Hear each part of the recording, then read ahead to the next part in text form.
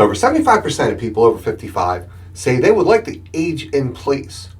Well, of course we would. Nobody wants to give up their house to go to a nursing home. Nobody wants to give up mom's house to have mom go into a nursing home.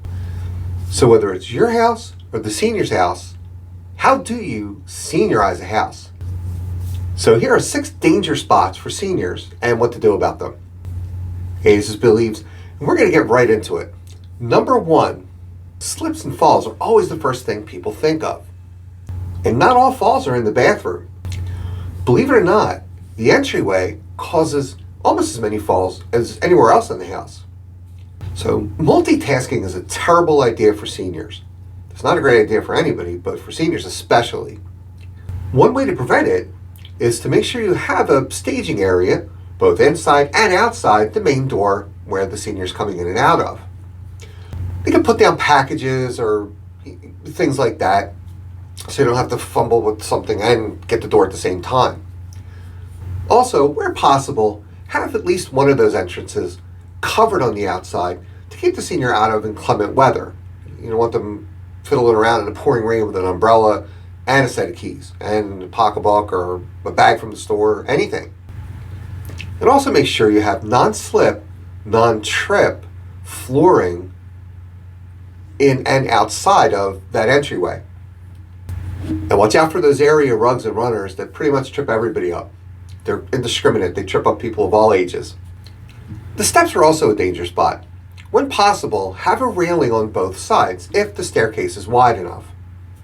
Those railings should be a good 1.5 inches in diameter. It's better for an elderly grip. It goes without saying that the staircases should be well lit, free of tripping hazards.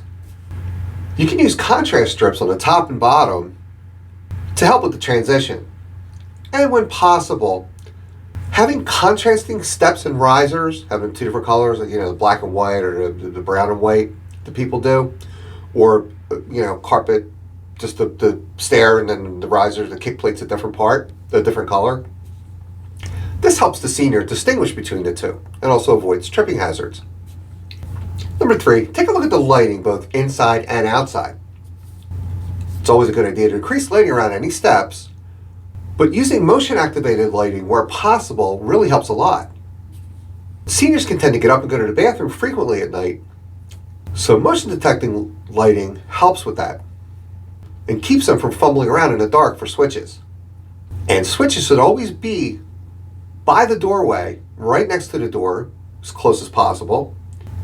And if they control a socket instead of overhead lighting, at least have a lamp, whenever possible, attached to that switch or the socket that the switch controls. A really good idea for outdoor lighting is to point that outdoor lighting at the lock when possible, or at least have it well lit and as free of shadows as possible.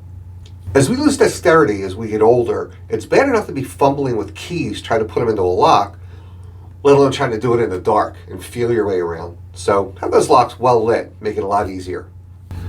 In addition to losing some dexterity, our balance also gets compromised. So the number 4 tip is to prevent bending as much as possible.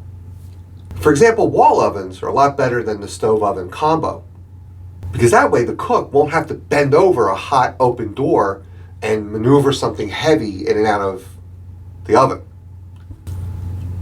And if you're going to create the staging areas we mentioned inside and outside the front door, make sure they're not too low. You don't want them to create a problem of bending over too far while you're solving the problem of having to carry stuff in and out of the door. Number 5, let's check that water temperature. You don't want to scald a senior, or anybody else for that matter, but a senior jumping back because somebody flushes a toilet is a particularly dangerous situation. Install pressure balanced valves so the temperature stays consistent even when the water pressure doesn't. And keep that temp at 120 degrees. You don't need to sterilize a senior.